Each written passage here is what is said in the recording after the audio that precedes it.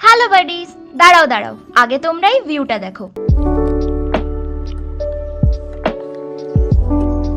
তো সামনে যেহেতু দাদার বিয়ে, তাই এখন একটু বাড়ি ঘরে কাজ চলছে।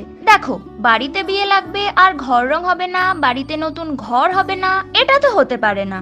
এই বাড়িতে কিছুদিন আগেই ছাদ ঢালাই হলো, আর আমি সেদিন থাকতে পারিনি বলে আমি কদিন পর গেছিলাম নতুন ছাদ দেখতে। কিন্তু আমি না কোনো উঁচু জায়গাকে প্রচন্ড ভয় পাই। তারপর আবার এখানে সিঁড়িতে রেলিং ছিল না, ছাদে পাঁচিলও হয়নি, তাই আমার প্রচন্ড ভয় লাগছিল। কিন্তু তাও মনে 50% ভয় আর 50% উত্তেজনা নিয়ে আমি ছাদে উঠেছিলাম। আর উঠেই এরকম হাওয়া আর এরকম একটা ভিউ দেখে আমি সিরিয়াসলি পাগলে গেছিলাম।